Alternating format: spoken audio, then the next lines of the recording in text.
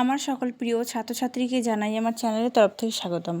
Student, আজকে আমি আলোচনা করব তোমরা যারা রয়েছে নর্থ বেঙ্গল ইউনিভার্সিটির আন্ডারে এবং সেকেন্ড সেমিস্টারের স্টুডেন্ট আছো, তোমাদের যাদের ব্যাক পেপার রয়েছে, তোমাদের জন্য আজকের এই সাজেশানটা সেকেন্ড সেমিস্টারের, ঠিক আছে?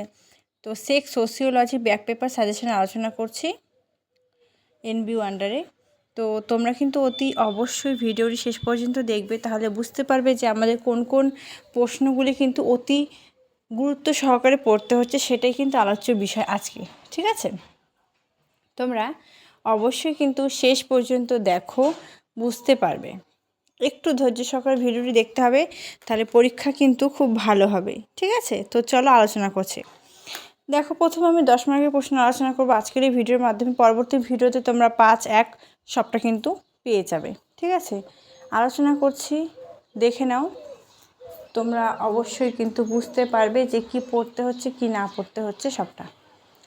তো দেখো, প্রথমে যে প্রশ্নটি অতি গুরুত্বপূর্ণ রয়েছে সেটা হলো, দেখো এখানে বলছে যে সমাজ কিভাবে সামাজিক লিঙ্গ গঠন করে আলোচনা করো। তো এখানে আমাদের ইংলিশে এটা হবে how do society construct gender discuss, ঠিক আছে?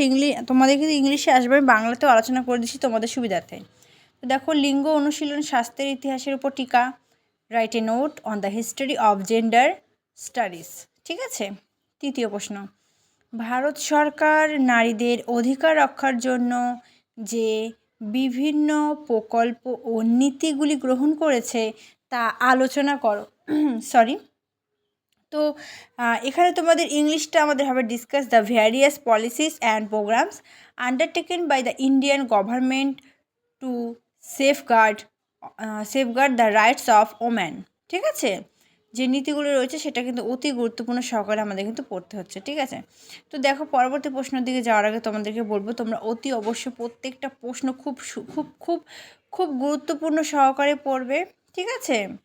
এবং তো আশা করছি তোমরা খুব ভালো করে পরীক্ষার প্রস্তুতি নিচ্ছ, এক্সাম সকলের খুব খুব খুব খুব খুব খুব ভালো হবে।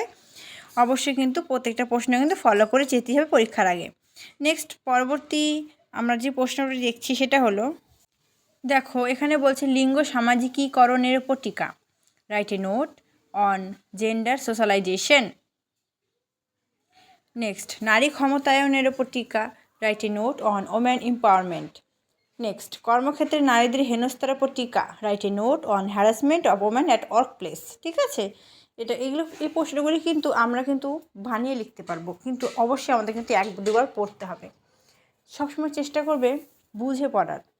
মুখস্থ করে গেলাম, হুবহু লিখে দিলাম, পারবে না, এমনভাবে কিন্তু পাশ করা যাবে না। আমাদের কিন্তু বুঝে পড়তে হবে, তাহলে কী হবে, অনেকগুলো বেনিফিট আছে এর মধ্যে বুঝে পড়াতে। তুমি বানিয়ে লিখতে পারছো, যতটা চাবে ততটা বানিয়ে লিখতে পারবে, ঠিক আছে?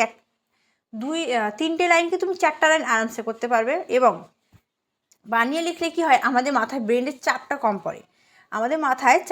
পড়ে, এবং আমরা কিন্তু যে একটা থতমতো খাওয়া যে টেনশান, সেই টেনশানটা কিন্তু আমাদের কিন্তু থাকে না, আমরা কিন্তু বুঝে লিখতে পারি এবং অনেক কিন্তু বেনিফিট আছে এর মধ্যে, ঠিক আছে? তো আশা করছি তোমরা সেই বেনিফিটটা ফলো করবে। তো দেখো, গার্হস্থ্য হিংসার উপর টিকা, write a note on domestic violence, এটাও কিন্তু খুব গুরুত্বপূর্ণ একটি প্রশ্ন। লিঙ্গের পৌনপুনিকতার উপর টিকা, এটাও কিন্তু খুব গুরুত্বপূর্ণ একটি প্রশ্নের মধ্যে কিন্তু পড়ছে। তো বেশি প্রশ্ন রাখিনি, 8টা মতো প্রশ্ন রেখেছি, এর মধ্যেই কমন পাবে, এর বাইরে কোনো প্রশ্ন আসবে না আশা রাখছি। তোমরা অবশ্যই একটু ভালো করে পড়ো, দেখবে প্রত্যেকের পরীক্ষা খুব ভালো হবে। তোমরা অনেকেই কমেন্ট করো, তো তার জন্যই কিন্তু আজকের এই ভিডিওটি নিয়ে আসা। ভিডিওটি কেমন লাগলো সেটা কমেন্ট করে জানাও, ভিডিওটি ভালো লাগলে লাইক করো, বন্ধুদের সাথে শেয়ার করো, অন্য কোন সাবজেক্টের সাজেশন চাও সেটা কমেন্ট করে জানাও।